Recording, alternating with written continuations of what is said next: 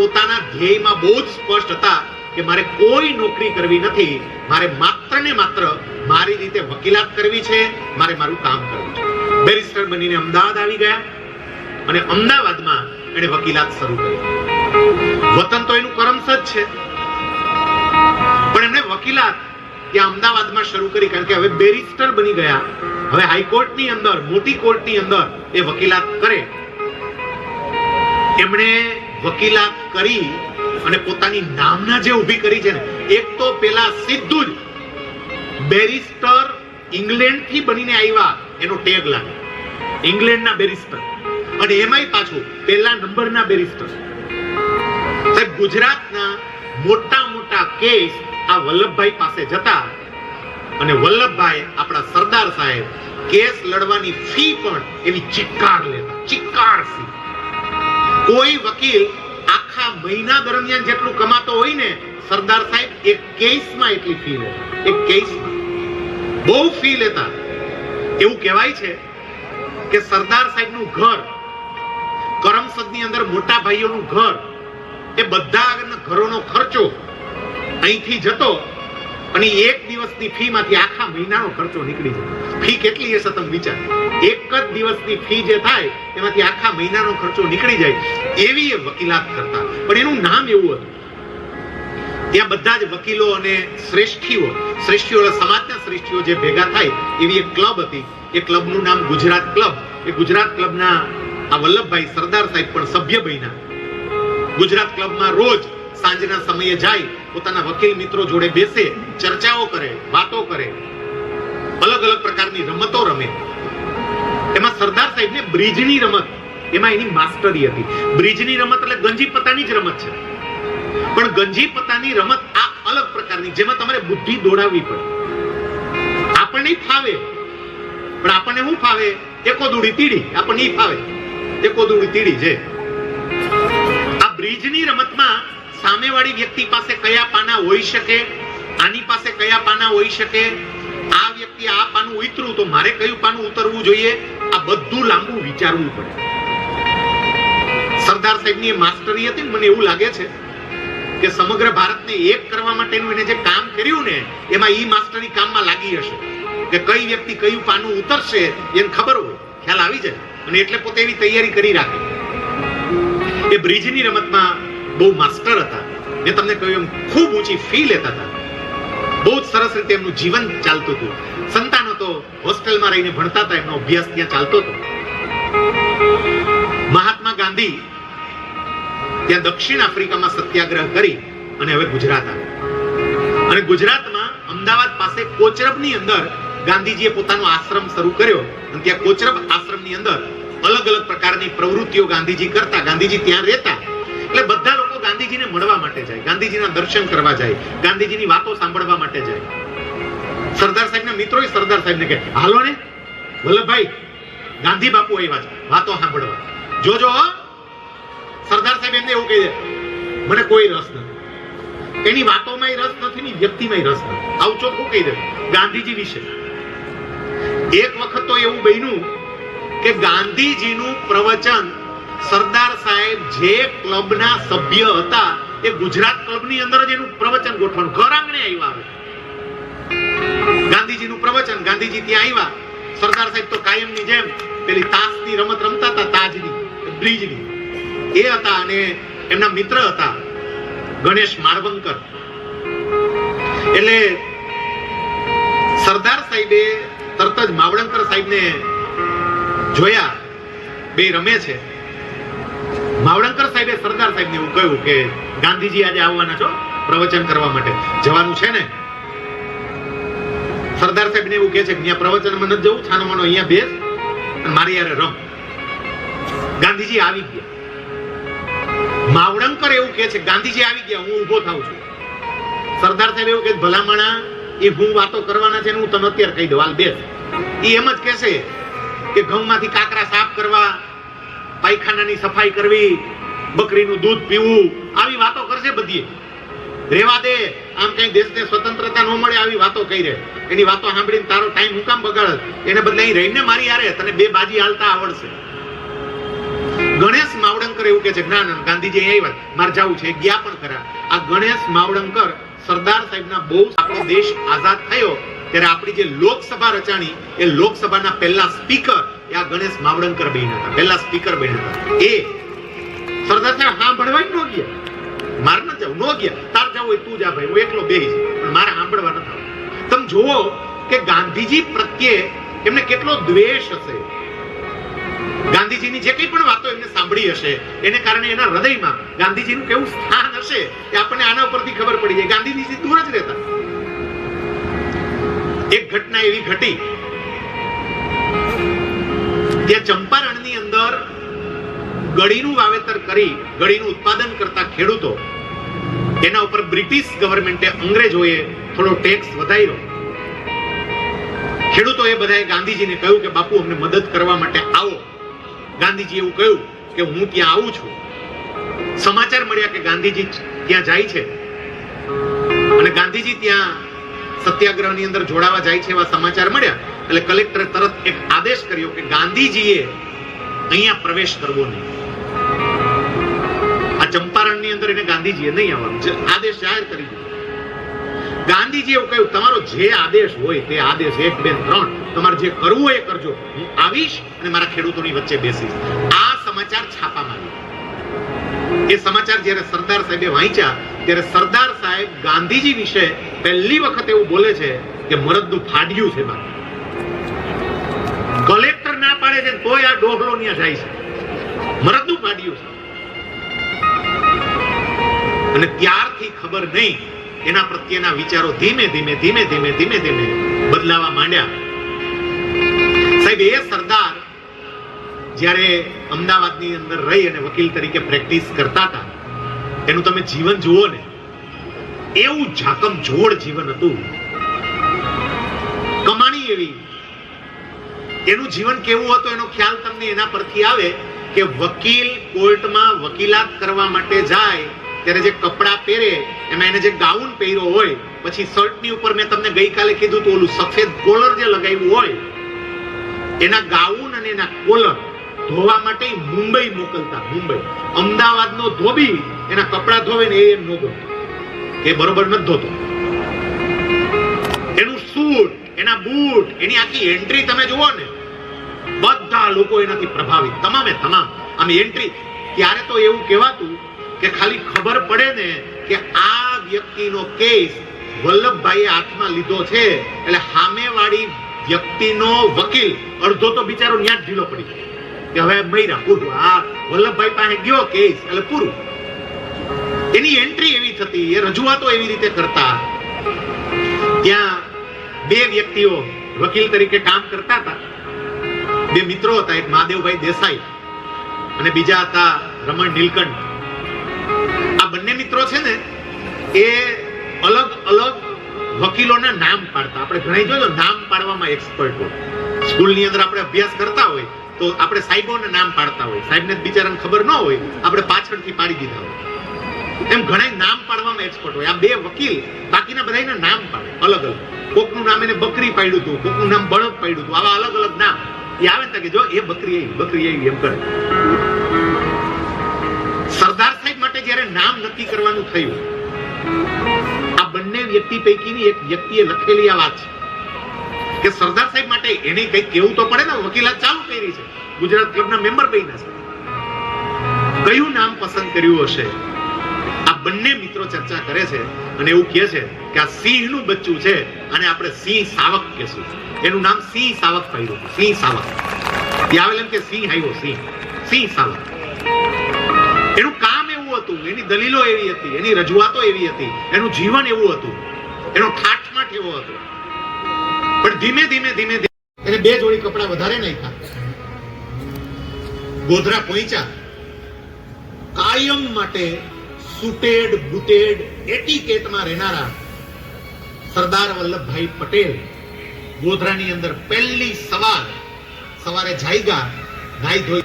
અને એ વખતે પોતાના મિત્ર નરહરી પરીખને એવું કહે છે તારું એક ધોતિયું અને એક પહેરણ લાવ.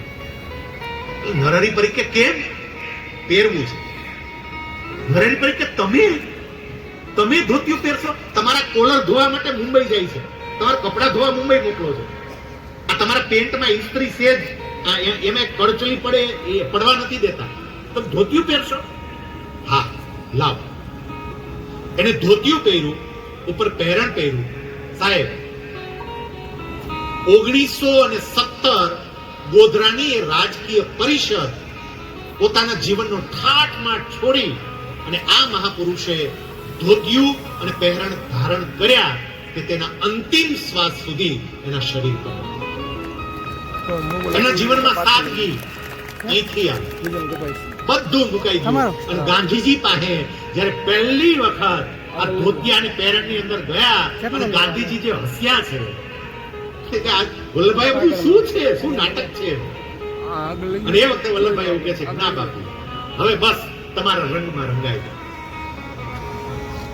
વલ્લભભાઈ પટેલ 1917 એમણે વસ્ત્રો ધારણ કરી લીધા, સાદગી ધારણ કરી લીધી. હવે એમના જીવનનો પહેલો સત્યાગ્રહ આવે છે અને એ હતો ખેડા સત્યાગ્રહ. ખેડા જિલ્લાની અંદર એવું થયું કે વરસાદ ખૂબ વરસ્યો અને એમાં પાછોતરો વરસાદ થયો એટલે બધો પાક બગડી. આ વર્ષે જેવી રીતે થયું ને એવી રીતે આ વર્ષે તમે જુઓ કે ખેડૂતો બિચારા જન્માષ્ટમી સુધી આમ એટલા ખુશ હતા કારણ કે વરસાદ એટલો માફક સરનો બધો સરસ આવતો હતો, પાક પણ બધો બહુ સરસ. પણ છેલ્લે વરસાદ બહુ પડ્યો, બધો પાક બગડી ગયો. ખેડામાં પણ 1917 ની અંદર આવું થયું, પાક બગડી ગયો. અને એ વખતે ખેડૂતોએ બ્રિટિશ ગવર્મેન્ટને રજૂઆત કરી કે તમે કર માફ કરો, જે ટેક્સ લો છો એ ટેક્સ માફ કરો. કારણ કે ટેક્સ માફ કરવા માટે જે છે ને એની એક પદ્ધતિ હતી ટેક્સ માફ કરવા માટે, કે ટેક્સ માફ કેવી રીતે કરવો. તો વર્ષ કેટલા આની છે એને આધારે ગવર્મેન્ટ ટેક્સ માફ કરતી. માની લો કે 6 આની વર્ષ હોય, 6 આની, તો 50% ટેક્સ માફ કરી દેવામાં આવે. અને વર્ષ 4 આની હોય, 16 આની વર્ષ કોને કહેવાય? ખેડૂતના દીકરાને બધાને ખબર પડે, 16 આની વર્ષ એટલે મબલક પાક થયો, એને 16 આની વર્ષ કહેવાય. 8 આની વર્ષ એટલે માફકસર થયું. પણ 6 આની એટલે થોડુંક નબળું હોય તો 50% માફ કરી દેતા. પણ 4 આની વર્ષ હોય તો બધું જ મહેસૂલ માફ કરી દેતા. આ વર્ષ 4 આની કરતા પણ નબળું હતું કારણ કે વરસાદ બહુ પડ્યો હતો. એટલે ખેડૂતોએ કહ્યું કે અમારું મહેસૂલ માફ કરો. પણ બ્રિટિશ ગવર્મેન્ટ અડગ હતી કે ના, તમારું મહેસૂલ માફ નહીં થાય.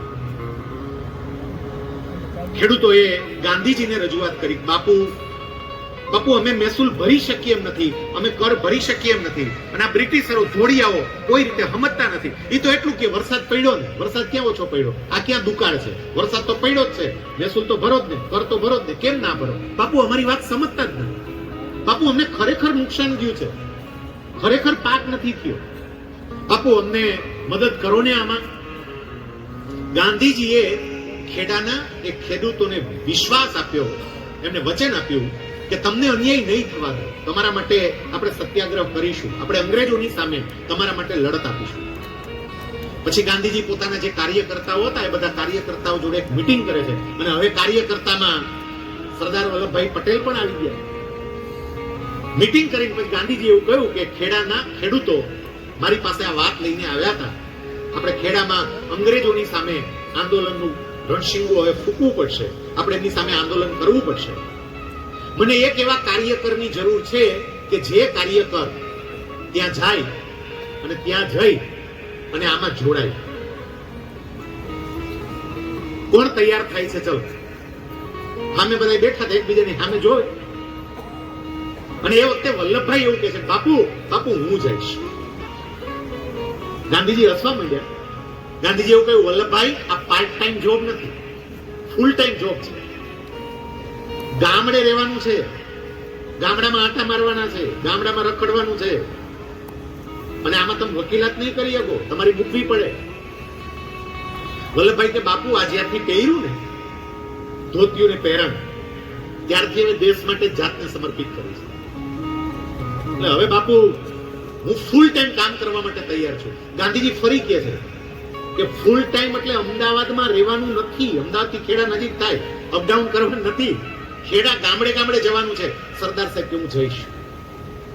સાહેબ એમના જીવનનો પહેલો સત્યાગ્રહ ગાંધીજીએ સરદાર સાહેબને સોંપ્યો. સરદાર સાહેબે સત્યાગ્રહની શરૂઆત કરતા પહેલા એનું રિસર્ચ કર્યું, એનો અભ્યાસ કર્યો. કેટલું ઊંડાણપૂર્વકનું એ વિચારે છે. પહેલું જ એમણે એવું નક્કી કર્યું કે આ ખેડૂતો કોઈ ખોટી રજૂઆત તો નથી કરતા ને, ખેડૂતોની રજૂઆત તો સાચી છે. નકર ઘણી વખત ખેડૂતો ખોટી રજૂઆત કરતા હોય, ખરેખર પાક થયો હોય અને તોય ના પાડે. આપણે ઘણી વખત તમે જોજો ને, એવું થાય છે. સરકાર પાસે વીમો બીમો લેવો હોય, ખોટી રજૂઆત થતી હોય. અમુક જગ્યાએ નુકસાન થયું હોય, અમુક જગ્યાએ પાક સારો થયો હોય તોય રોદણા રોતા હોય, અમારે કાંઈ થયું નથી, અમને કંઈક મદદ કરો, અમને કંઈક વીમો. સરદાર સાહેબે નક્કી કર્યું કે પહેલાથી હાચા છે. સાહેબ ગામડે ગામડે ગયા, ખેડા જિલ્લાના ગામડે જાય, સભા કરે, બધી માહિતી મેળવે, ખબર પડી ખેડૂતોની પીડા બિલકુલ સાચી છે. ગાંધીજીને રિપોર્ટ આપ્યો. મોહનલાલ પંડ્યા કઠલાલના હતા, એને કામ સોંપ્યું હતું. મોહનલાલ પંડ્યાએ રિપોર્ટ આપ્યો, ના સરદાર સાહેબ ખરેખર આ બધા લોકોની પીડા સાચી છે. સરકારે અત્યારે એના ઉપર ટેક્સ નાખ્યો છે, પણ આ ટેક્સ ભરી શકે એવી એની સ્થિતિ નથી, ટેક્સ માફ થવો પડે. આ બધી વાત થઈને એટલે સરદાર સાહેબે હવે આગેવાની લીધી ને સત્યાગ્રહ શરૂ થયો. સત્યાગ્રહમાં શું કરવાનું હોય ને એ હું તમને કહું, કારણ કે આમાં ઘણી વખત આપણે સત્યાગ્રહ સાંભળીએ, પણ સત્યાગ્રહ એટલે હું એમ. સત્યાગ્રહ એટલે સત્યનો આગ્રહ, સત્યને પકડી રાખવાનું. અને સત્યને પકડી રાખવાનું એટલે શું? સત્ય શું હતું તો કે વરસાદ વધારે પડતો થયો, એને કારણે પાક નાશ પામ્યો, એને કારણે ખેડૂતોને આવક નથી થઈ, એને કારણે ખેડૂતો ટેક્સ નહીં ભરી શકે, એટલે નહીં જ ભરે. આ સત્ય. અને એને પકડી રાખવાનું.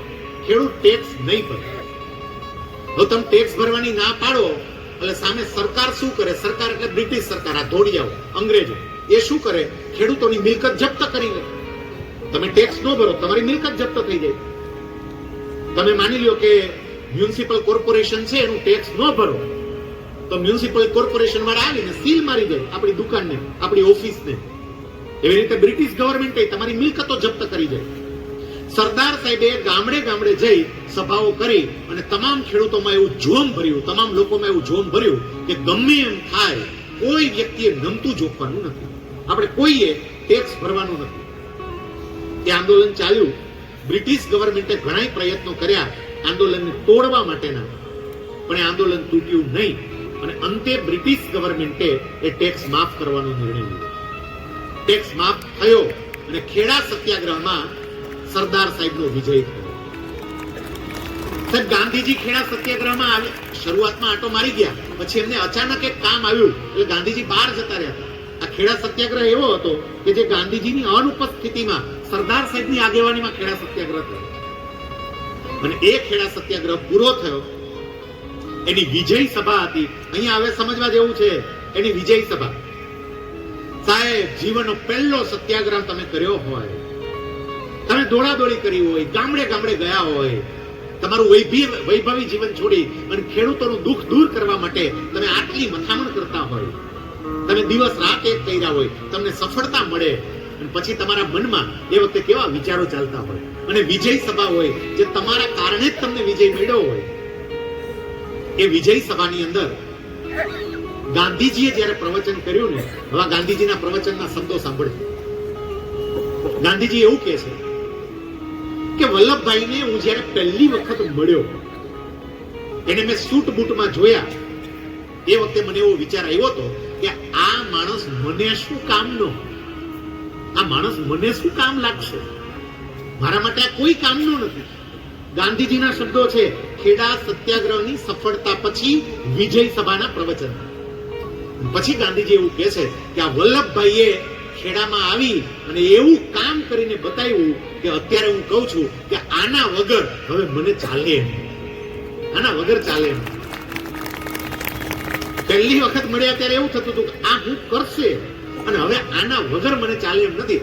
આ બધો યશ, આપણને જે સફળતા મળી, બ્રિટિશરોએ જે આપણો ટેક્સ માફ કર્યો, એનો બધો યશ સરદાર વલ્લભભાઈ પટેલને જાય છે. ત્યારે તો સરદાર નહોતા બન્યા, આપણે સરદાર બોલીએ છીએ. વલ્લભભાઈને બધો જશ થયો. અને પછી વલ્લભભાઈનો વારો આવ્યો બોલવાનો. એ માણસની મહાનતા તમે જોજો, મહાનતા અહીંથી શરૂ થાય છે. વલ્લભભાઈ બોલવા ઉદાહરણ કેવું આપે છે.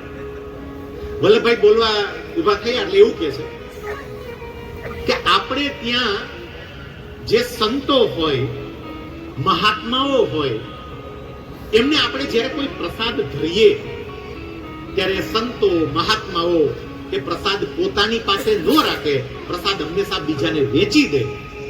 એમ બાપુ મહાત્મા છે એટલે બાપુ વિજયનો પ્રસાદ મને વેચી દે છે, પણ ખરેખર આ વિજય મને નહીં બાપુને મળ્યો છે, બાપુના વિચારને મળ્યો છે.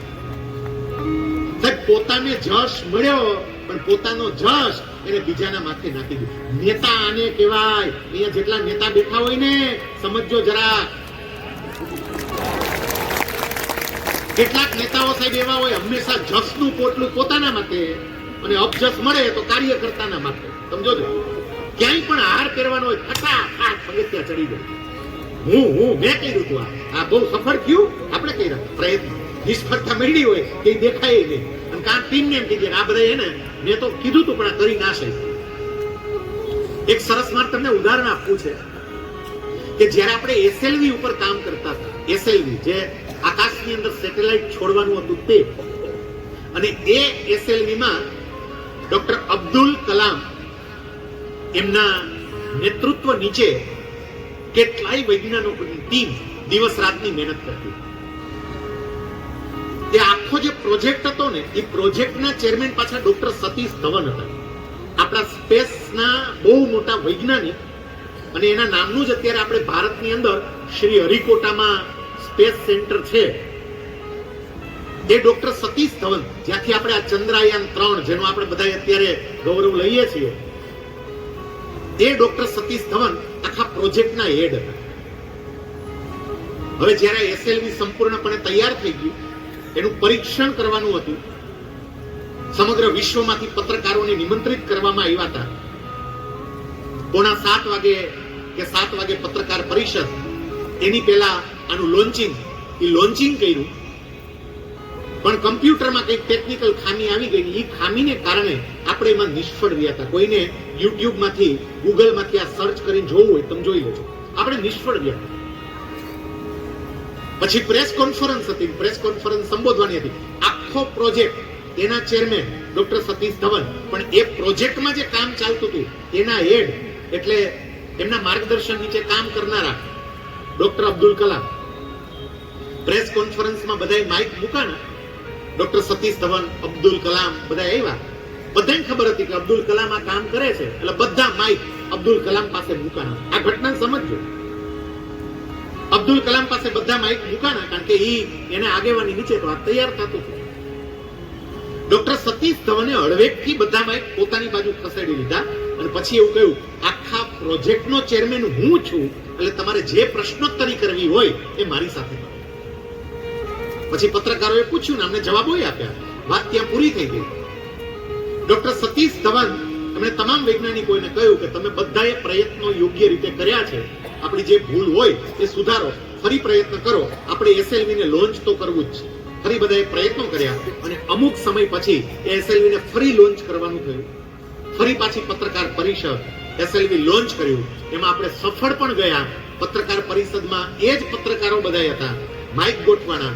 અને બટ નેચરલ છે કે ગયા વખતે આ પત્રકાર પરિષદ એ ડોક્ટર સતીશ ધવને સંબોધી હતી, એટલે આ વખતે એ જ સંબોધે. સતીશ ધવનની સામે માઇક મૂકાણું, સતીશ ધવનની સામે બધા માઇક મૂકાણા અને હળવેકથી એ વખતે સતીશ ધવને બધા જ માઇક ડોક્ટર કલામની બાજુ કરી દીધા અને પછી એવું કહ્યું, કલામ હવે તમે સંબોધન કરો. સાહેબ નિષ્ફળતા મળી તો હેડ તરીકે પોતાના માથા પર લઈ લીધી, અને સફળતા મળીને ત્યારે પોતાની ટીમને આપી દીધી. સરદાર સાહેબે પણ એ જ કર્યું. સફળતા મળી એટલે બાપુ અને ટીમને સફળતા આપી દીધી, પોતે ના લીધી. એટલે એ સરદાર. 2017 ની આપણે આ વાત કરી, પણ વચ્ચેનો એક પ્રસંગ સે છૂટી ગયો, પણ એ મને કેવા જેવો લાગે છે એટલે પ્રસંગ તમને કહું. 2014 માં સરદાર સાહેબના પિતા ઝવેર બાપાનું અવસાન થયું. 2014 અને 2014 માં જ્યારે ઝવેર બાપાનું અવસાન થયું ત્યારે બધા ભાઈઓ મળ્યા અને એ વખતે વાત થઈ કે હવે આપણે બાપાની આગળની વિધિમાં શું શું કરવાનું. એટલે મોટા ભાઈ સોમાભાઈ એને તરત કહ્યું કે આપણે પરંપરા પ્રમાણે 12માની વિધિ બધી કરે છે, આપણે એને કારજ કહીએ. ગામડામાં દાળો હોતન કે આ કારજ ને દાળો કરવાનો છે, એટલે એ બધી વિધિ કરશે. સરદાર સાહેબે તરત એવું કહ્યું, જો ભાઈ બાપુજીની પાછળ શાસ્ત્રોક્ત જે વિધિ થતી હોય એ બધી વિધિ કરી, પણ આપણે નાક જમણ કરવું નથી. લોકોને બધાને બોલાવાના, લોકોને જમાડવાના, આવું આપણે કરવું નથી. મોટાભાઈ સોમાભાઈ કે તું ગાંડો છે કે શું? આ તો કરવું જ પડે ને, આપણા સમાજનો રિવાજ છે. દાડો તો કરવો જ પડે, કારક તો બાપાનું કરવું જ પડે, બધા લોકોને જમાડવા જ પડે. સરદાર સાહેબ એવું કે છે, જો આપણો પરિવાર ભણેલો ગણેલો પરિવાર કહેવાય. આ વિઠ્ઠલભાઈ બેરિસ્ટર બનીને આવ્યા, હું બેરિસ્ટર બનીને આવ્યો. સુધારાની શરૂઆત આપણા ત્યાંથી કરવી તો પડશે ને. કઈ સુધારાની શરૂઆત કોક તો કરશે ને. આપણા પરિવારથી આપણે શરૂઆત કરીએ. વિઠ્ઠલભાઈ એમાં સુર પુરાયો. વલ્લભ કે છે એ બરોબર છે, આપણે બાપાનું કાર જ નથી કરવું. પેલા બેય ભાઈઓ, કારણ કે ગામડે રહેલા એટલે થોડી રૂઢિચુસ્ત વિચારધારા પણ ખરી, એમણે એવું કહ્યું કે ના, બાપાનું કાર જ તો કરવું છે. વલ્લભભાઈ ને વિઠ્ઠલભાઈ નું કહેવાનું એવું હતું કે તમે શાસ્ત્રોક્ત વિધિ પ્રમાણે જે વિધિ કરવાની હોય વિધિ કરો, પણ કાર જ તમે જે કરો છો ને એવું આપણે કરવું. એટલે નાક જમણ નથી કરવું, બધા લોકોને જમાડવા નથી આપણે, એને તમે રેવા દો. સાહેબ બહુ ચર્ચા થઈ, પછી છેલ્લે વલ્લભભાઈ અને વિઠ્ઠલભાઈ આ બંને ભાઈઓ એવું કહે છે કે જો તમે બાપાનું કારજ કરવાના હોય, દાળો કરવાના હોય, લોકોને જમાડવાના હોય, તો બાપાના કારજમાં અમે હાજર જ નહીં રહીએ. અને મોટા ભાઈ કે હાજર ન રહીએ તો કાંઈ નહીં, પણ કારજ તો કરવું જ છે. અને છેલ્લે તો ત્યાં સુધી કીધું કે જો બાપાના કારજમાં હાજર નહીં રહ્યો ને તો તમને બે માંથી કઈ જમીનમાં ભાગી નહીં. વલ્લભભાઈ એવું કે છે કે જમીનમાં ભાગ ન આપો તો જમીનનો ભાગ જોતોય નથી, ને આમાંય મારે જમીન કોઈ નથી જોતું. પણ સમાજની અંદર કેટલાક સુધારાઓ આવે એ બહુ જરૂરી છે, અને એટલે આ કારજ નહીં, અમે હાજર નહીં રહીએ. તમને એવું લાગતું હોય હાજર નહીં રહીએ. સાહેબ પરિચિત લોકોને, જાણકાર લોકો એવું કહે છે કે ઝવેર બાપાના કારજમાં વલ્લભભાઈ અને વિઠ્ઠલભાઈ એના બંને બેરિસ્ટર દીકરાઓ નાક જમણમાં હાજર નથી. પિતા પ્રત્યે એમને પ્રેમ હોય, અદ્ભુત પ્રેમ હોય, પિતાના સંસ્કારો હતા, શાસ્ત્રોક્ત વિધિની બધી તૈયારી, પણ જે કુરિવાજો ચાલતા હશે એ કુરિવાજોમાં હું કંઈક અલગ કરીશ. આજે જ્યારે આ કથા સુરતના આંગણે થઈ રહી છે ત્યારે ખરેખર આ અગ્ર હરોળમાં બેઠેલા તમામ સુરતના અગ્રણીઓ તમામને હું વંદન કરું કે તમે અહીંથી પરિવર્તનની શરૂઆત કરો છો. અહીંથી પરિવર્તનની બહુ સરસ શરૂઆત થઈ છે. સાહેબ આજ સુરતમાં કેટલી જગ્યાએ બેસણાઓ હવે બંધ જ થઈ ગયા, સાવ બેસણું જ નહીં થયું. અને આમે બેસણું કરો હું કામે ને, તમે જરાક વિચારજો તો બેસણ કરવાનું શું? એક ફોટો મૂક્યો હોય, બધા મૂંગે મૂંગા બેઠા હોય, કોઈએ કઈ બોલવાનું જ નહીં, દૂર દૂરથી આવવાનું, આવીને મૂંગે મૂંગામાં આવીને હાથ જોડવાના, અમે બેહી જવાનું અને મૂંગે મૂંગા પાછું વયું જવાનું, કઈ બોલવાનું નહીં, કઈ સાંત્વના નહીં, કાંઈ નહીં. તો ઘણાએ બેસણું બંધ કરી દીધું. સાહેબ આ સુરતે એક નવી શરૂઆત પણ કરી કે લોકોનો સમય બગડે નહીં, એટલે ઓફિસે જતા પહેલા કાં તો વહેલી સવારે બેસણું રાખો, અથવા તો ઓફિસેથી કામેથી આવતી વખતે સાંજનું બેસણું રાખો. આખા ગુજરાત રાજ્યમાં આ સવારના બેસણા અને સાંજના બેસણાની શરૂઆત થઈને એ શરૂઆત કરનારા તમે છો. તમારે ત્યાંથી આ શરૂઆત. આ સરદાર કથા પણ તમે જુઓ, સરસ રીતે અહીંથી શરૂઆત થઈ. આમ તો હમણાં અમે દિવાળી ઉપર ત્યાં કાળા તળાવ ગામની અંદર સરદાર કથા કરી. સરદાર પ્રેમી એવા અર્જણ બાપા અને એના ત્રણેય દીકરા હરેશભાઈ, નરેશભાઈ અને ભરતભાઈ, એ બધાએ બહુ સરસ મોટા પાયા ઉપર એ સરદાર કથા કરી. પણ આ રીતે ખુલ્લા મેદાનમાં આવી રીતે આટલા મોટા પાયા ઉપર સરદાર કથા, એનો પ્રયોગ પહેલી વખત આ સુરતમાંથી થઈ રહ્યો. અને તમે સુરતીઓ સાથે કેવો આપો બોલ. આજે તો જો આખું ઓડિયન્સ પેક થઈ ગયું, બધું કેટલા બધા લોકો આવી ગયા સરદારને સાંભળવા માટે. આ નવી શરૂઆત છે, નવા વિચારોની શરૂઆત છે. અને એ સુરત કરે છે જે વલ્લભભાઈએ, જે સરદાર સાહેબે પોતાના પિતાના અવસાન સમયે કર્યું. કે કુરિવાજો જે છે એ કુરિવાજો હવે બંધ થવા જોઈએ, જેની કેટલીક જરૂર નથી. જે તે વખતે જ્યારે શરૂ કર્યા હશે ત્યારે કદાચ એની કોઈ જરૂર હશે, એની પાછળના કોઈ કારણો હશે, હવે એની જરૂર નથી. કેટલીક આમ તો પરંપરાઓ ચાલુ થતી હોય ને તો એની પાછળના કારણો હોય, પણ પછી એ પરંપરાની જરૂર ન હોય. આપણે એ પરંપરા નિભાવી જ જાય.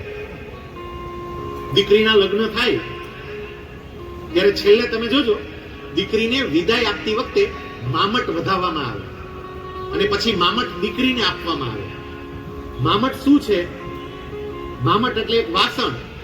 એ વાસણની અંદર મીઠાઈ રાખવામાં આવી હોય બધી, એને મામટ કહેવાય. પહેલાના સમયમાં મામટની માટલી કહેતા. એટલે એક માટલું હોય, માટલાની અંદર જે મીઠાઈ હોય, મીઠાઈ મૂકી હોય, માટલાને બાંધી દે અને વિદાય વખતે કન્યા એને વધાવે અને કન્યા પોતે એને પોતાની સાથે લઈ જાય. હવે આવું શું કામ કરતા? તો જે તે વખતે એની પાછળના કારણ હતા કે તે વખતે જાન એક ગામથી બીજે ગામ આવી હોય, ગાડામાં આવી હોય, દૂરથી આવી હોય, પહોંચવામાં વાર લાગે, લગ્ન હોય એટલે કન્યાને બિચારીને ખબર જ ન હોય કે મારે કયા ઘરે જવાનું છે. આ તો હવે નસીબવાળી દીકરીઓ છે કે કંકુ પગલા કરવા પહોંચી જાય છે. પેલા કેવા કંકુ પગલા, કેવી વાતો, કાંઈ નહીં. બિચારીને ખબર જ ન હોય કે કયા ઘરે જવાની છે, ઘરવાળાને ન જોયો હોય એટલે દીકરી બિચારી મનમાં મૂંઝાતી હોય, કારણ કે પોતાનું પિયર છોડવાનું હોય, બરોબર જઈમી ન હોય, રડી હોય, ભૂખ વધારે લાગે રડે એટલે, અને એ વખતે ભૂખ લાગે તો મારી દીકરીનું શું થાય? એટલે મામટની માટલી પિતાનો પ્રેમ છે કે બેટા તારા ગાડામાં આ મીઠાઈ મુકાવું છું, તને ભૂખ લાગે તું ખાઈ લે, એટલે એમાં મીઠાઈ મુકાવતા. આ મામટની માટલી એટલે.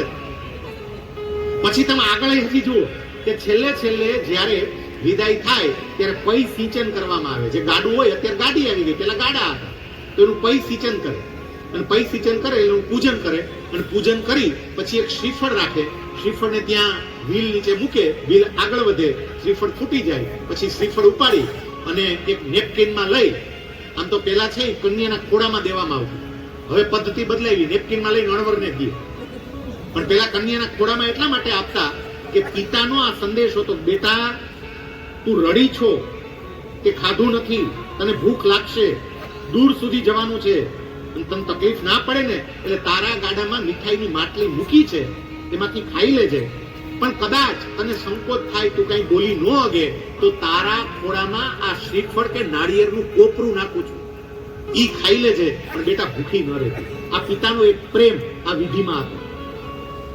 હવે જરા કલ્પના કરો તો હવે કઈ દીકરી ભૂખી રહી? પેલા કયો આ હવે ઘણી જગ્યાએ એવું બને, બોલો વરરાજો બિચારો ભૂખો રહે, કારણ કે એ ટેન્શનમાં હોય. સમય હવે બદલાઈ ગયો.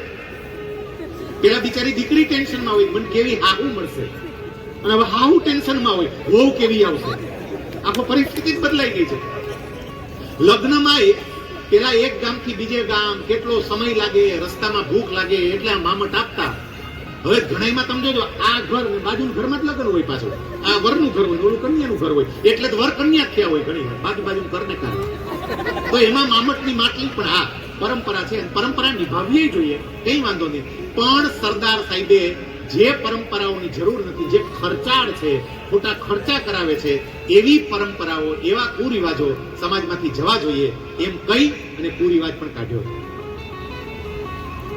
આ ખેડાનો સત્યાગ્રહ કર્યો પછી એક ઘટના બની છે. આમ તો એની આસપાસની જે ઘટના છે, સરદાર સાહેબના બે વકીલ મિત્રો, એકનું નામ રમણ નીલકંઠ કે જે પેલા નામ પાડવામાં હતા, અને બીજાનું નામ હતું રાવ બહાદુર હરિલાલ. આ બંને લોકો અમદાવાદ મ્યુનિસિપલ કોર્પોરેશનની અંદર કામ કરતા હતા, અને અમદાવાદ મ્યુનિસિપલ કોર્પોરેશનની અંદર એ બંને, એનું કામ શું હતું? ચૂંટાયેલા પ્રતિનિધિઓ હતા, કોર્પોરેટર જે આપણે કહીએ ને. પણ એ કોર્પોરેટરમાં પણ એક વ્યક્તિ મેયર હતા અને બીજા સ્ટેન્ડિંગ કમિટીના ચેરમેન હતા. એ વખતે અમદાવાદ મ્યુનિસિપાલિટીની અંદર એક બ્રિટિશ અધિકારી કમિશનર તરીકે હતા. અત્યારે જેમ આપણે આઈએએસ ઓફિસર કમિશનર તરીકે આવે, એ વખતે એક બ્રિટિશ અધિકારી છે એ કમિશનર તરીકે હતા, અને બ્રિટિશ અધિકારી કમિશનર તરીકે હતા. એમણે બ્રિટિશ અધિકારીએ સહયોગ ન આપ્યો. આ લોકોને જે કામ કરવું હોય કામ કરવા જ ન દે. એટલે બંને જણાએ સરદાર સાહેબને ફરિયાદ કરી કે વલ્લભભાઈ, હારો પેલો આ સિલડી, જોન સિલડી એનું નામ, આ જોન સિલડી છે ને, હારો કઈ કામ કરવા જ નથી, કોઈ મંજૂરીઓ જ નથી આપતો. હારો એવો નાગ થઈને માથે બેઠો છે ને, આપણે નગરપાલિકાનો વિકાસ કરવો હોય, લોકો માટે કામ કરવું હોય, કઈ કરવા જ નથી દેતા. વલ્લભભાઈ કહ્યું, પણ તમે બે કરો, ચૂંટાયેલા છો, મેયર છો, સ્ટેન્ડિંગ કમિટીના ચેરમેન છો, કેમ ન માન? કે નથી માનતો. અરે માને કેમ નહીં? આ બંને મિત્રો એવું કે છે કે કામ કરો ને, તમે આવતા રહ્યો ને ચૂંટણી લડીને, તમે આવો કોર્પોરેશન, તમારી વાત માનશે. વલ્લભભાઈ આ બધી વાત સાંભળી, એમને ક્યાંય રાજકારણમાં જવાની ઈચ્છા નહોતી, પણ જ્યારે મિત્રો પાસેથી આ વાત સાંભળી, એક અંગ્રેજ કમિશનરના ત્રાસને કારણે લોકોને પાયાની સુવિધાઓ નથી મળતી, એ વાત જ્યારે એમને સાંભળી ત્યારે એમણે નક્કી કર્યું કે હું અમદાવાદ મ્યુનિસિપાલિટીની ચૂંટણી લડીશ. સાહેબ ચૂંટણી લડવાનું નક્કી કરે છે.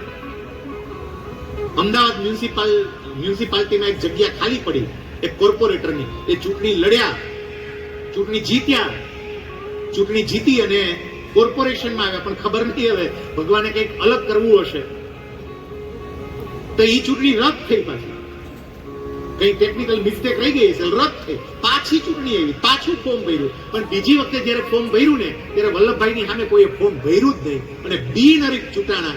સાહેબ રાજકારણમાં એનો પહેલો પ્રવેશ અમદાવાદ મ્યુનિસિપલ કોર્પોરેશનમાં કોર્પોરેટર તરીકે, અને એ પણ બિનહરીફ, સામે કોઈ આવ્યા.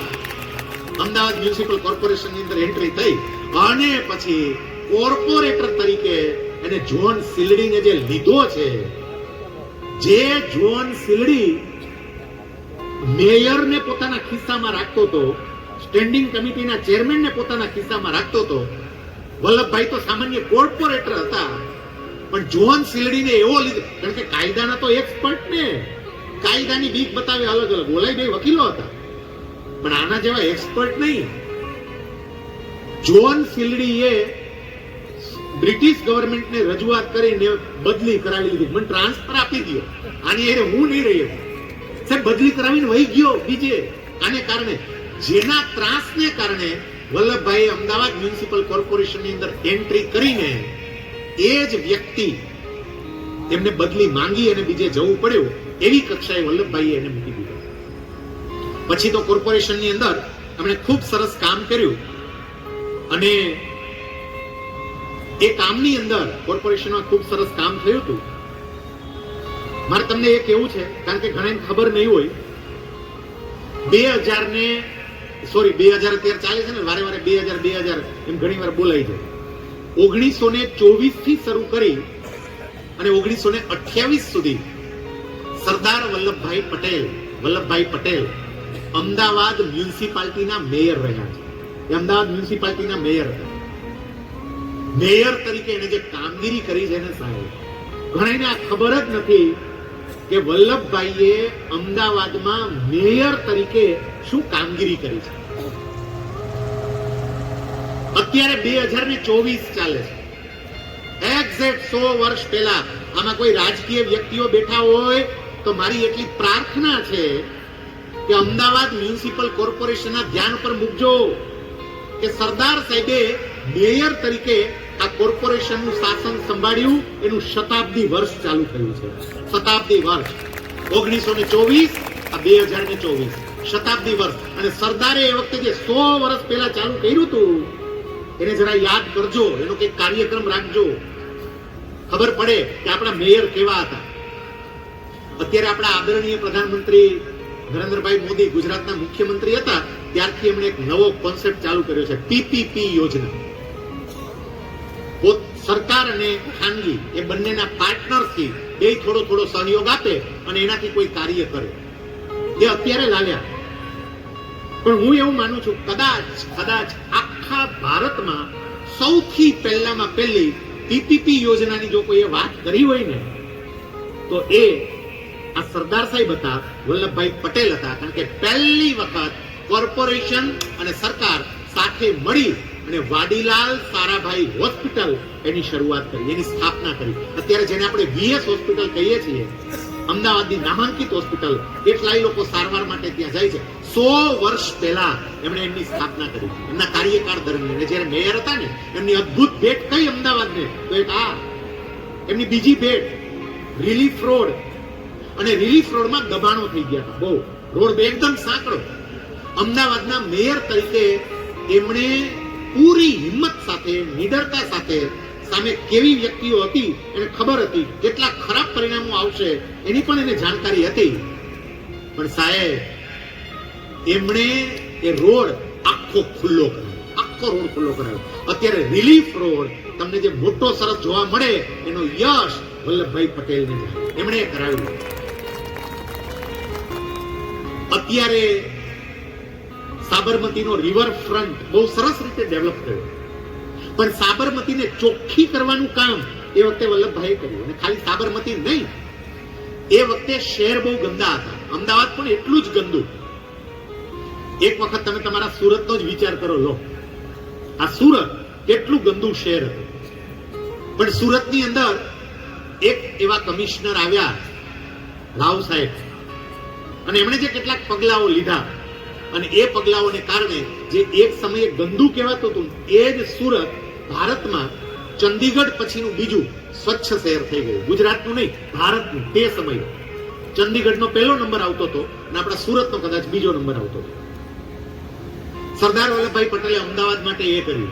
અમદાવાદ મ્યુનિસિપાલિટીના પ્રમુખ તરીકે સ્વચ્છતા ઉપર એને જે ભાર મૂક્યો છે સાહેબ. પછી લોકો, સિટી હોય, સિટીમાં બધાની ઘરે જાજરૂની વ્યવસ્થા ના હોય, જાહેર જાજરૂની વ્યવસ્થા કરવી પડે. પબ્લિક ટોયલેટ જેને આપણે કહીએ છીએ, આ બધા કોન્સેપ્ટ એ લાવ્યા હતા કે પબ્લિક ટોયલેટ આપો, લોકો ક્યાંક બહાર ગંદકી ના કરે. સાહેબ, સેનિટેશન, સ્વચ્છતા, ટાઉન પ્લાનિંગમાં પણ એટલું અદ્ભુત એ પોતાનું નોલેજ વાપરી અને બધા પાસે કામ કરાવડાવતા હતા. દરેકે દરેક બાબતમાં અમદાવાદનો જે વિકાસ કર્યો છે એનો યશ આ વલ્લભભાઈ પટેલના ફાળે જાય. એમને એટલું સરસ મજાનું કામ અમદાવાદ મ્યુનિસિપાલિટીના પ્રમુખ તરીકે કર્યું છે. એક ઘટના અહીંયા યાદ આવે કે જ્યારે 1927 ની અંદર ખૂબ વરસાદ પડ્યો, ખૂબ વરસાદ. સાહેબ, શનિવારે એ વરસાદ શરૂ થયો હતો. શનિવારની આખી રાત એ વરસાદ પડ્યો. રવિવારે પણ વરસાદ ચાલુ રહ્યો. રવિવારની રાત પડી. સરદાર સાહેબ અમદાવાદ મ્યુનિસિપાલિટીના પ્રમુખ છે અને પ્રમુખ તરીકે એને રાત્રે નીંદર નથી આવતી. પોતાની ઘરે એમને સતત પડખા ફર્યા કરે, કારણ કે બહાર વરસાદ પડે છે.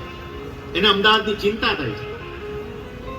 સાહેબ, રાતના લગભગ 2 કે 2:30 વાગે એ પોતાની પથારામાંથી જાગ્યા. 2:30 વાગે જાગી બહાર નીકળ્યા, કોઈ નહીં, એકલા. પલળતા એના એક મિત્ર હતા, હરિલાલ કાપડિયા. એ હરિલાલ કાપડિયાની ઘરે ગયો. વરસાદ ચાલુ છે રાતના 2:30 વાગ્યા છે. 2:30 વાગે માણસ એકલો નીકળે છે. અને ચાલતા ત્યાં હરિભાઈ કાપડિયાને ત્યાં ગયા. હરિલાલ કાપડિયાને ત્યાં દરવાજો ઠોક્યો. મને થયું કે રાતે અત્યારે કોણ હશે? દરવાજો ખોલ્યો તો સામે તો વલ્લભભાઈ તમે અત્યારે? એટલી ઠંડી ચડી હતી એને, કારણ કે રાતના 2:30 વાગ્યા, વરસાદ વરસતો હતો. ચાલતા ગયેલા, કપડા પલળેલા. એ હરિલાલ ને એવું કહે છે કે હરિલાલ, બીજી વાત બધી પછી, પેલા તું ચા મૂક, મને ચા પા, કે ગરમાટો આવે, ટાઈટ બહુ હોય. એને ચા મૂકી, 2 મિત્રોએ ચા પીધી. અને પછી એ વખતે વલ્લભભાઈ એવું કહે છે કે હરિલાલ, અમદાવાદ ઉપર આફત આવી હોય ને એવું લાગે છે, બહુ તકલીફ પડે એવું લાગે છે, અને એટલે મારાથી સુવાતું નથી. આપણે અત્યારે મ્યુનિસિપાલિટીની ઓફિસે જવું પડશે. કમિશનરને આપણે ત્યાં બોલાવી લઈએ, કર્મચારીઓને બોલાવી લઈએ, અને અત્યારે રાત્રે જ હવે રાહત કામગીરી ચાલુ કરી દેવી પડશે. રાતના 4 વાગે એ અમદાવાદ મ્યુનિસિપાલિટીની ઓફિસમાં પહોંચી ગયા. પેલા કમિશનરને આદેશ આપીને એમને બોલાવી લીધા, કર્મચારીઓને બધાને બોલાવી લીધા. જે પ્રમાણે સંદેશા, તે વખતે સંદેશાની જે પદ્ધતિ હશે, સવાર પડતા સુધીમાં બધાને બોલાવી, અને એ વખતે અમદાવાદને આ પૂરમાંથી બચાવવા માટે એ જે આયોજન કરે છે, આપણને એમ થાય કે આ મોટા આર્કિટેક્ટ છે, આ બેરિસ્ટર છે કે આર્કિટેક્ટ છે. બધાને એવી સૂચનાઓ આપે અને તમામ એન્જિનિયરોને પાવર આપી દીધા ત્યાં ને ત્યાં કે તમને મ્યુનિસિપાલિટીના પ્રમુખ તરીકે, અને આ કમિશનર બેઠા છે, એ વખતે કમિશનર પ્રીત હતા, કમિશનર બેઠા છે, અમે બેય તમને પાવર આપીએ છીએ કે પાણી ક્યાંય અટકતું હોય, એને કારણે પાણીનો ભરાવો થતો હોય, અને તમને લાગે કે કોઈ સરકારી મિલકત તોડવા જેવી છે કે કોઈ ખાનગી મિલકત તોડવા જેવી છે, તોડી નાખો, જાઓ, તમને પાવર આપ્યા. પાણી ક્યાંય ભરાવું ન જોઈએ. બધા કર્મચારીઓ નીકળી ગયા. કેટલું એમને કહ્યું હતું એવું હતું કે જ્યાં પાણી ભરાતા હતા, અને એ વખતે એમને આ તોડી નાખ્યું બધું, અને તોડી અને બધું જ પાણી કાઢ્યું. અમદાવાદ બચી ગયું છે. એ વખતે જ્યારે પછી નિરાશ્રિતો માટે બધી વ્યવસ્થા કરવામાં આવી, ત્યારે એમણે બહુ સરસ વ્યવસ્થા કરી હતી. નિરાશ્રિતો માટે જ્યારે વ્યવસ્થા કરી ત્યારે જેટલા મુસ્લિમ નિરાશ્રિતો હતા ને, મુસ્લિમ નિરાશ્રિત આપણે કોને કહીએ કે જેને આની ઇફેક્ટ થઈ છે, જેના ઘરમાં પાણી ઘૂસી ગયું છે, જ્યાં રહેવાની વ્યવસ્થા નથી, આ બધા મુસ્લિમોની રહેવાની વ્યવસ્થા એમણે હિન્દુ મંદિરોમાં કરાવી. મ્યુનિસિપાલિટીના પ્રમુખ તરીકે હિન્દુ મંદિરોમાં આદેશ આપી દીધો કે તમારા મંદિરોની અંદર આ નિરાશ્રિતો રહેશે. નિરાશ્રિતો કોણ? મુસ્લિમ. બધા મુસ્લિમને ત્યાં રાખ્યા. સાહેબ નીચાણવાળા વિસ્તારમાં બધે પાણી ભરાઈ ગયું હતું. એની બુદ્ધિ જોજો તમે, હું તમને એ કહું છું. ટેકરાવાળા વિસ્તાર ઉપર પાણી નહોતું, જ્યાં ટેકરા હતા ત્યાં ટેકરા ઉપર કોણ રહેતા? ગરીબો. સામાન્ય ઓલા ઝૂંપડા જેવા કરી કરી અને ટેકરા ઉપર બધા રહેતા હોય. જે ઓલો વિસ્તાર હતો ક્રીમ વિસ્તાર જેને કયો, ત્યાં સારા સવર્ણ લોકો રહેતા હતા. ઉપર જે રહેતા હતા એ જેને આપણે દલિત કહીએ છીએ એ પ્રકારના આપણા દલિત ભાઈઓ રહેતા હશે, કોઈ બીજા રહેતા હશે. એ બંને વચ્ચે એકતા થાય એટલે સરદાર સાહેબે હવે આ લોકોને નિરાશ્રિતોને ક્યાં રાખવા, એમને ટેકરા ઉપર વ્યવસ્થા કરાવી કે જે મારા દલિત ભાઈઓ રહે છે ને એની જોડે ટેકરા ઉપર રહેવા માટે જાઓ. સવર્ણોની વ્યવસ્થા ત્યાં કરાવી. એની વ્યવસ્થા તો તમે જુઓ કે એકબીજા વચ્ચેના જે વૈમનસ્યો હોય, એકબીજા વચ્ચેના જે વેર હોય, એકબીજા વચ્ચેની જે એવી દ્રષ્ટિ હોય, એવી ભાવના હોય, એ પણ દૂર થાય. મુસ્લિમોની રહેવાની વ્યવસ્થા મંદિરમાં, સવર્ણોની રહેવાની વ્યવસ્થા દલિતો રહેતા હોય ત્યાં આ પ્રકારની વ્યવસ્થા કરી. એ પૂર એ વખતે બહુ વરસાદ ત્યાં પણ પડેલો અને ખેડામાં પણ પડેલો, અને એટલું અદ્ભુત કામ કર્યું છે સાહેબ. સરકારની એટલી મદદ મળી છે અને વલ્લભભાઈના એટલા વખાણ થયા છે. જ્યારે આખી રાહત કામગીરી ચાલતી હતી આ પૂર પૂરું થયા પછી, એ વખતે ગાંધીજી બહાર હતા અને ગાંધીજીએ ત્યાંથી વલ્લભભાઈને પત્ર લખ્યો કે વલ્લભભાઈ, અમદાવાદ ને ખેડામાં આફત આવી છે, મને સમાચાર મળ્યા છે કે તમે બહુ સરસ કામગીરી કરો છો. હું પણ ત્યાં મારું કામ અહીંયા અટકાવી અને આવી જાઉં છું. વલ્લભભાઈએ સામે એમને તાર કર્યો જેથી બાપુ નીકળી ના જાય, અને તારમાં લખ્યું, બાપુ તમે અમને કેવી તાલીમ આપી છે એ તમારે જો જોવું હોય તો મહેરબાની કરીને આવતા નહીં, તો તમને ખબર પડશે કે તમે અમને કેવી તાલીમ આપી. એને ગાંધીજીને આવવા નથી, તમે ન આવતા, અમે સંભાળી લેશું. અને 1927 ના એ પૂર વખતે અમદાવાદને બચાવવામાં, ખેડાને બચાવવામાં, પૂર પછી રાહત કામગીરીમાં વલ્લભભાઈ પટેલનું યોગદાન અદ્ભુત રહ્યું, અદ્ભુત યોગદાન. કેટલીક પ્રેક્ટિકલ બાબતો એવી હતી કે જ્યાં આપણને એની બુદ્ધિ દેખાય, એનું ચાતુર્ય દેખાય, એની વિદ્વત્તા દેખાય, એની નિપુણતા દેખાય.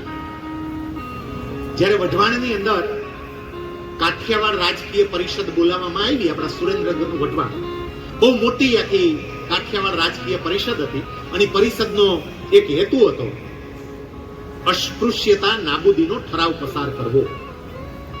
અસ્પૃશ્યતા નાબૂદી માટે એ ઠરાવ પસાર કરવાના હતા. અસ્પૃશ્યતા શું એ આપણને બધાને ખબર છે કે કોઈ દલિત હોય તો એ દલિત અથવા તો ઘણા એ પ્રકારના નીચા વર્ગના કહેતા, તો એમને કદાચ કોઈ અડી જાય, અસ્પૃશ્ય ગણાતા. એ અસ્પૃશ્યતા હવે દૂર કરવી છે. આપણે બધા એક લોહીના, આપણે બધા પરમાત્માના સંતાન, બધા ભગવાનના સંતાન, આપણે બધા એક છીએ. એ સંદેશો આપવા માટે આ કાઠિયાવાડ પરિષદ, કાઠિયાવાડ રાજકીય પરિષદ એના અધિવેશન રાખે. હવે તમે જોજો એ વખતની પરિસ્થિતિ કેવી છે. એમાં ઠરાવ કયો પસાર કરવાનો હતો? તો કે ઠરાવ પસાર કરવાનો હતો એમાં કે અસ્પૃશ્યતાની આપણે નાબૂદી કરવી છે. અસ્પૃશ્યતા હવે રહેવી ન જોઈએ. અને એ જે કાર્યક્રમ હતો ને, એ કાર્યક્રમમાં દલિત ભાઈઓ અને બહેનોની બેસવાની વ્યવસ્થા પાછી જુદી હતી, અલગ. એને બધાને અલગ બે આવે. સવર્ણોની બેસવાની વ્યવસ્થા અલગ, દલિતોની બેસવાની વ્યવસ્થા અલગ. વલ્લભભાઈ એવા કાર્યક્રમમાં એમણે આ જોયું, એમને તરત ખબર પડી ગઈ એમાં વલ્લભભાઈ પ્રવચન હતું. એન્ટ્રી કરી સરદાર સાહેબે, વલ્લભભાઈએ વ્યવસ્થાને આધારે તરત જ એની નજર ચૂકે કોઈની ખબર પડી ગઈ. તરત કશું જ બોલ્યા વગર મંચ તરફ આવવાને બદલે, આગળના ભાગે આવવાને બદલે, જે બાજુ દલિત ભાઈઓ બેઠા હતા ને, હળવેકથી જઈને દલિત ભાઈઓ વચ્ચે બેસી ગયા, સીધા વચ્ચે જઈને બે અને બધા જોઈ ગયા. એટલે આ વલ્લભભાઈ બે એટલે બધા ઉભા થઈ ન્યા ગયા. દરબાર ગોપાળદાસ ને ભક્તિભાઈ એ બે હતા, એ ત્યાં સંગત સાહેબની બાજુમાં જઈ, સવર્ણો બધા દલિતોની વચ્ચે જઈને બેસી ગયા. જે તમારે ઠરાવ કરીને કરવાનું હતું ને, એ આને પોતાના કામ દ્વારા કરી દીધું સીધું. અને પછી જયારે એમનો બોલવાનો વારો આવ્યો, એમને કહ્યું કે અહીંયા આગળ આવીને તમે બોલો. અને ત્યારે એમને કહ્યું કે મારો અવાજ મોટો છે અને અહીંથી બધાને સંભળાશે, મારે મારા ભાઈઓની સાથે રહીને જ વાત કરવી છે. ત્યાં ઉભા ઉભા જ એમણે પ્રવચન કર્યું. સાહેબ, અસ્પૃશ્યતાના ઠરાવો તો બહુ થાય, પણ અસ્પૃશ્યતા દૂર કેમ થાય ને એ સરદારને ખબર પડે. પ્રેક્ટિકલ માણા હતા, કામના માણા. વાતું નહીં કરવાની, કામ કરવાનું. જ્યારે જવાહરલાલ નહેરુ એમણે પુસ્તક લખ્યું હતું ડિસ્કવરી ઓફ ઇન્ડિયા, મહાત્મા ગાંધીજીએ પોતાની આત્મકથા લખી. કેટલાય નેતાઓ અલગ અલગ કોઈ લખતા હતા, કોઈ બીજા પાસે લખાવડાવતા હતા. આદરણીય ગગજીભાઈએ જ્યારે સરદાર સાહેબની પુણ્યતિથિ નિમિત્તે પેલું પ્રવચન કર્યું, એમાં આપણે આ વાતનો ઉલ્લેખ કર્યો. એમાં જૈન મુનિ સરદાર સાહેબને મળ્યા. પછી સરદાર સાહેબને એમને વાત કરી, હું આ વાત કરું છું આપણી આઝાદી વખતના સમય.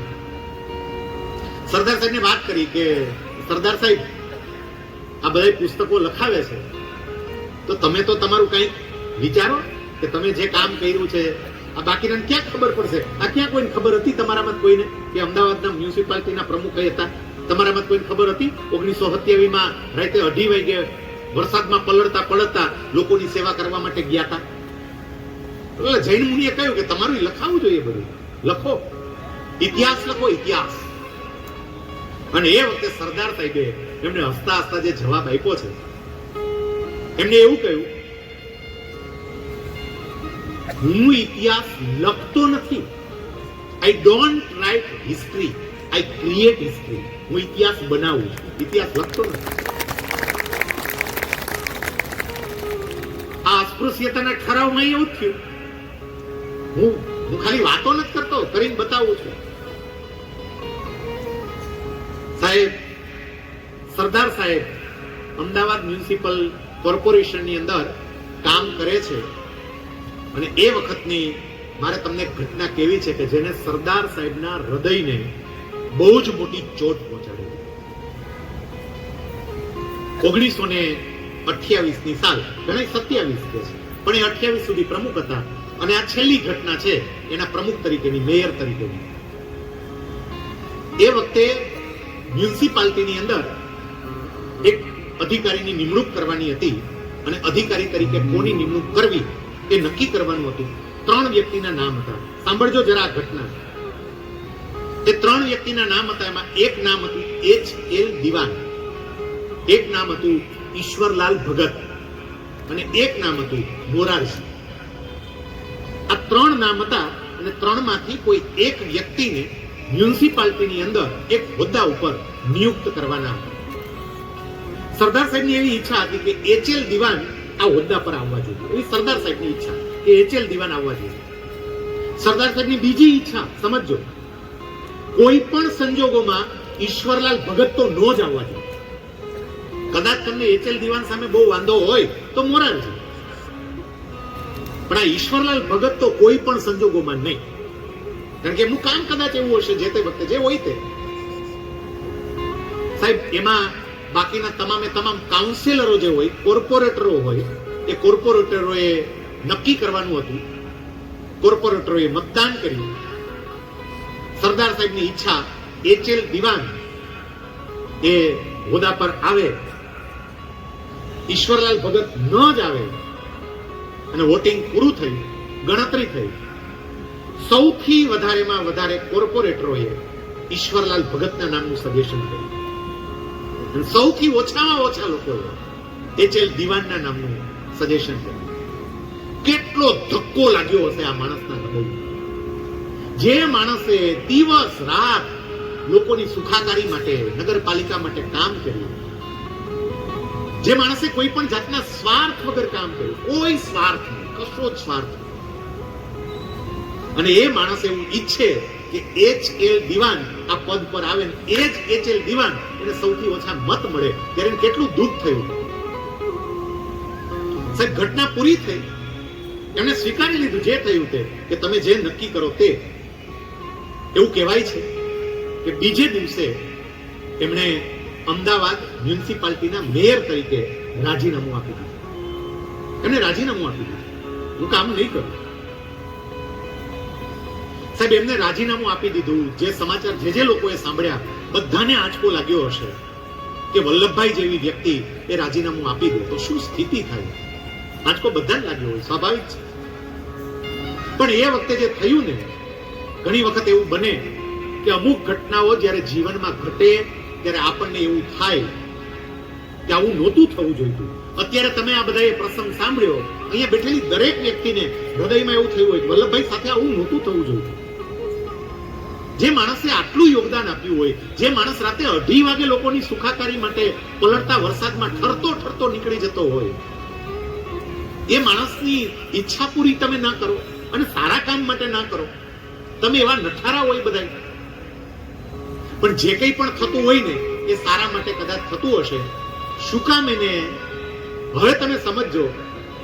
આ બાજુ વલ્લભભાઈએ અમદાવાદ મ્યુનિસિપાલિટી કોર્પોરેશનના, અમદાવાદ મ્યુનિસિપાલિટીના પ્રમુખ તરીકે રાજીનામું આપ્યું અને બીજી તરફ બારડોલીની અંદર પેલા સત્યાગ્રહની શરૂઆત.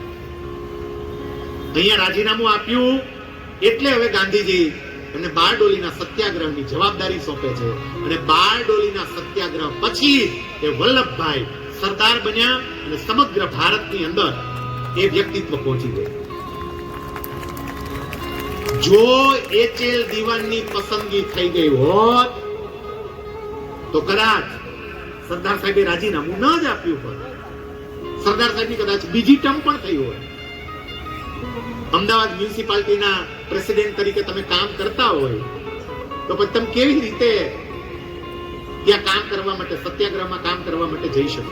જે કંઈ પણ બનતું હોય જીવનમાં, જ્યારે ઘટના ઘટે ત્યારે આપણને એવું લાગે કે આ બહુ દુઃખદ થયું, પણ પાછળથી આપણને સમજાય કે ઈશ્વરનો સંકેત એની પાછળ કંઈક જુદો હોય. મારે આપણે એ પ્રાર્થના પણ કરવી છે કે જીવનમાં ઘણી વખત આપણું ધાર્યું ન થાય તો એવા સંજોગોની અંદર બહુ દુઃખ ના કરવું. સરદારનું ધાર્યું નહોતું કર્યું, પણ પરમાત્માની ઈચ્છા સરદારની જેમ તમને કોઈ મોટા ફલક પર મૂકવાની હોય, તમને કંઈક વધારે સારું આપવાની હોય અને એટલે આપણું ધાર્યું ન થતું હોય એવું બની શકે. મને અહીંયા ફરી ડોક્ટર એપીજે અબ્દુલ કલામ યાદ આવે. ડોક્ટર એપીજે અબ્દુલ કલામ, આ પ્રસંગ સાંભળવા જેવો છે. એમને છે ને પહેલેથી એક સપનું હતું કે મારે ફાઇટર પ્લેનના પાયલોટ બનવું છે. હું મોટો થાવ ને પછી મારે એરફોર્સમાં નોકરી કરવી છે, આ એનું સપનું હતું. એમનો અભ્યાસ પૂરો થયો પછી એમણે એરફોર્સમાં દાખલ થવા માટે જે પરીક્ષા આપવી પડે એ પરીક્ષાની તૈયારી કરી. એરફોર્સની જાહેરાત આવી, રિક્રુટમેન્ટ આવી કે જેમાં એરફોર્સના જે એરક્રાફ્ટ હોય, ફાઇટર પ્લેન જેને આપણે કહીએ, યુદ્ધમાં જે વપરાય છે તે, એના પાયલોટ બનવાની ઈચ્છા હતી. એના પાયલોટની ભરતી માટેની આખી જાહેરાત આવી. એના માટેની જે પરીક્ષા લેવામાં આવે એ પરીક્ષા લેવાય. પરીક્ષાની અંદર ડોક્ટર કલામ પાસ થઈ ગયા. એના અલગ અલગ સ્ટેજ હોય ને છેલ્લા સ્ટેજમાં પહોંચી ગયા. છેલ્લું સ્ટેજ દેહરાદૂનની અંદર હતું અને દેહરાદૂનની અંદર આ છેલ્લું સ્ટેજ ને છેલ્લા સ્ટેજમાં ઇન્ટરવ્યુ લેવાનો હતો. ઇન્ટરવ્યુમાં લગભગ એવું કહેવાય છે કે 26 કે 27 વ્યક્તિઓ હતી અને 8 વ્યક્તિને લેવાની હતી. ઘણા કદાચ 9 બોલે છે. 8 વ્યક્તિને લેવાની, 27 વ્યક્તિ ઇન્ટરવ્યુમાં. સાહેબ, એ ઇન્ટરવ્યુની અંદર 8 વ્યક્તિઓનું સિલેક્શન કરવાનું હતું. આમનો ઇન્ટરવ્યુ પેલા ડોક્ટર કલામનો બહુ જ સારો ગયો. ડોક્ટર કલામને એવું હતું 100% મારું સિલેક્શન થશે, 100% મારી પસંદગી થવાની. ઇન્ટરવ્યુ એટલો સરસ ગયો છે. રિઝલ્ટ જાહેર થયું. લેવાની હતી વ્યક્તિ 8 અને ડોક્ટર કલામનું નામ એ લિસ્ટમાં 9મા સ્થાન પર. માત્ર એક માટે ચૂકી ગયા. બોલો, એક જ માટે. કેટલું દુઃખ લાગ્યું હોય. ડોક્ટર કલામ દેહરાદૂનથી સીધા ઋષિકેશ ગયા. ગંગાજી પ્રત્યે એમને બહુ જ શ્રદ્ધા. ગંગાજીમાં સ્નાન કર્યું. ઋષિકેશના કાંઠા ઉપર એક આશ્રમ હતો, સ્વામી શિવાનંદજીનો એ આશ્રમ. સ્વામી શિવાનંદજીના આશ્રમમાં ગયા. સ્વામી શિવાનંદજીએ એમને જોયા. કોઈ પરિચય નહીં, કોઈ ઓળખાણ નહીં, પણ જોયું કે કોઈ યુવાન છે, તકલીફમાં હોય એવું લાગે છે. ચહેરા ઉપરથી ખબર પડે. સ્વામી શિવાનંદજીએ થોડી વાતો કરી. સ્વામી શિવાનંદજીને ખબર પડી કે આ માણસ ઇન્ટરવ્યુમાં પાસ નથી થયો ને એટલો આટલો હતાશ છે. સ્વામી શિવાનંદજી એને 2-3 પ્રશ્ન પૂછે. ભાઈ, તમે મહેનત કરી હતી? તો કે હા સ્વામીજી. પૂર્તિ કરી હતી? તો કે હા પૂર્તિ કરી. અને છતાંય તમે પાસ ના થયા? તો કે ના થયા. સ્વામી શિવાનંદજી એવું કહે છે, તો એવું સમજો કે ભગવાન તમને આના કરતા કંઈક વધારે સારું આપવા માંગતા હશે ને, એટલે તમારી પાસે ત્યાં છીનવી. આના કરતા કંઈક વધારે સારું આપવું હશે. ડોક્ટર કલામ એવું કહે છે કે એ વખતે તો ખાલી વાત જેવી જ લઈ ગઈ. કારણ કે તમારું પદ વયું ગયું હોય તમને તકલીફ તો પડે જ ને.